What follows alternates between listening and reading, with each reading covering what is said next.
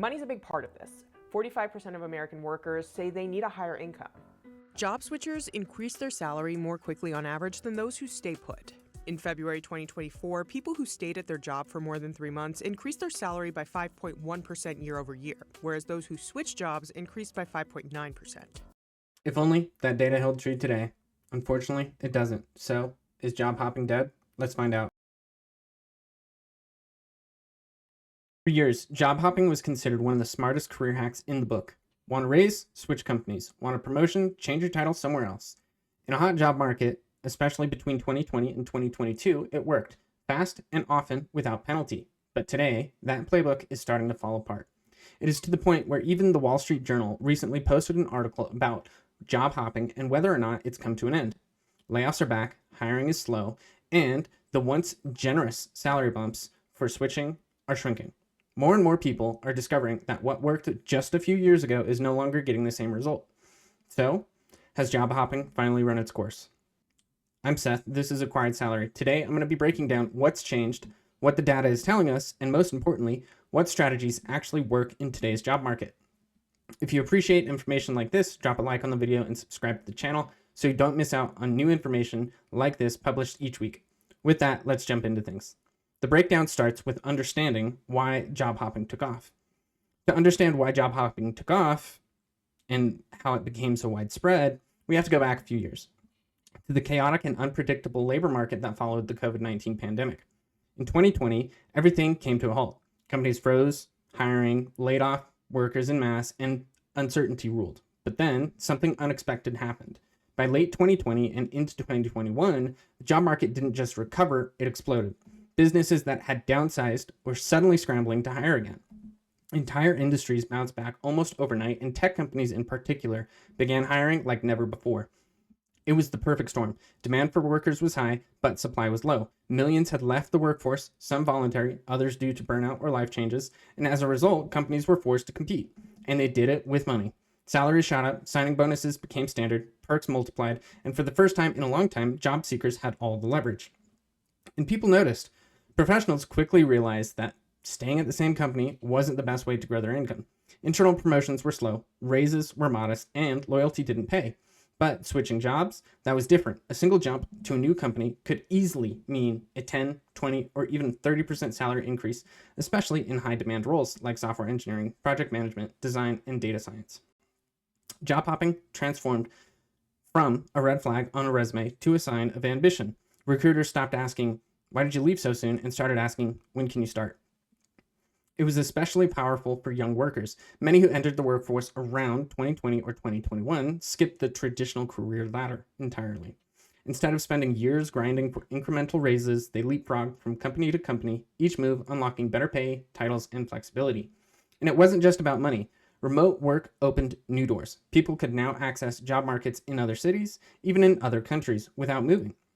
Suddenly, your next job didn't have to be local. You could work from a company across the country or double your salary without leaving your home. Job hopping wasn't just a trend, it became a logical, almost obvious career strategy. But like all good things in a booming market, it didn't last forever. When the market turned, by the mid-2022, cracks started to form. The job market, once red hot, began to cool. Inflation was rising fast, interest rates followed, and suddenly companies that had been aggressively hiring were slamming on the brakes. Layoffs, especially in tech, came in waves. Headlines that once celebrated record high salaries and remote work freedom were replaced with stories of downsizing, hiring freezes, and shrinking budgets. What caused the shift? In short, the economy changed, and so did employer behavior. Companies realized that they had overspent. The rapid hiring sprees of 2021 and early 2022 had inflated salaries and headcounts beyond what was sustainable, particularly in startups and big tech firms. When revenue slowed and capital became more expensive, employers had to adjust, and that meant cutting costs and fast. The first to go, the overpaid and recently hired. Entire teams were slashed, projects were paused indefinitely, and new job openings, they dried up almost overnight. Suddenly, the people who had job hopped their way into high-paying roles were finding themselves back on the market, but the landscape had shifted. What was once a 2 or 3 interviews to land an offer was now taking weeks, if not months. Competition surged, salaries dropped, and hiring managers became more selective than ever. They're being expected to do more with less. So that's going to result in a more difficult job opportunity or hiring process. This is where the strategy of job hopping started to backfire. Where recruiters once overlooked frequent job changes, now they scrutinize them.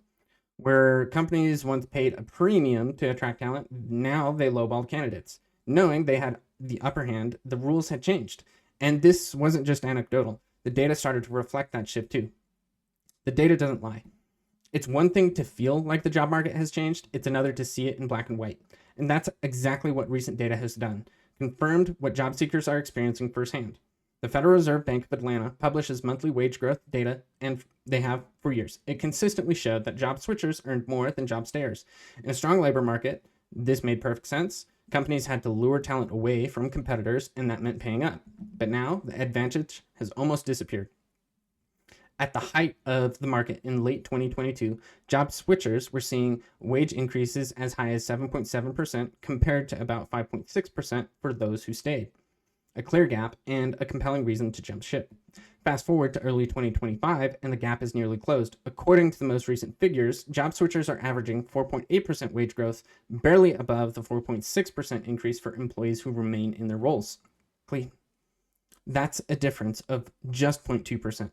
And it's not exactly worth risking or the risk of starting over, especially in a market where roles are scarce and layoffs are common. And here's where it gets worse. Even during the peak, those wage increases were often still below the rate of inflation. In other words, people were switching jobs and technically earning more, but still falling behind in terms of real purchasing power. So now, not only has job hopping become less lucrative, but in many cases, it doesn't even outpace the cost of living. The data is telling a clear story. Job hopping is no longer the golden ticket it once was. The market has shifted, and the old strategy no longer guarantees better outcomes. Which begs the question, what should you do instead? If job hopping has lost its edge, does that mean you're stuck? No, not at all. It just means that strategy needs to evolve. In a slower, more selective job market, the people who continue to grow in both salary and responsibility aren't necessarily the ones jumping ship. They're the ones playing a smarter, long-term game. Instead of chasing quick wins, they're building momentum that compounds over time. And here's what it looks like. Focusing on leveling up, not just moving around. Lateral moves, switching jobs without gaining new responsibilities or skills, doesn't carry the same value anymore. The real growth comes from upward moves, roles that expand your scope, leadership, or technical depth. Instead of just looking for more money, look for your next step up. Invest in high demand skills. The fastest way to increase your value in the market is to develop the skills employers are actively looking for. Think data analysis, AI automation tools, cybersecurity, leadership, or advanced communication. What used to make you qualified now just makes you average, and the differentiator is relevance and adaptability. Just think about it. The more skills you have, the more versatile you become, which means your hiring manager or your manager can do more with less because you're more versatile. Next up, you have to build a personal brand. In competitive markets, you cannot rely solely on resumes. Your online presence, your thought leadership, and your professional network matter more than ever. If you're not already positioning yourself as a subject matter expert in your field through LinkedIn content or community involvement, you're missing a massive opportunity. This is also where you get strategic internally. It might sound boring, but internal growth is back in fashion. Companies are under pressure to retain top performers. That means the right internal promotion with a well-timed conversation, a clear track record, and a business case could get you just as much or more than jumping to a new job. The final thing is just think like a CEO. Stop reacting to market shifts. Start anticipating them. A career isn't a series of jobs. It's a long-term business, and you are the CEO. Make decisions based on your long-term vision, not short-term bumps. Plan 2 steps ahead. Track your value, market your results, treat every job as a launch pad to your next level. What do you think? Please share your thoughts and comments in the comment section below. And if you've made it this far into the video, you may as well subscribe to the channel and like the video so you don't miss out on future videos just like this one. And if you found the death of job hopping interesting, you might be curious how it impacts entry-level job requirements. Find out why entry-level jobs don't exist anymore here. Until next time, thank you.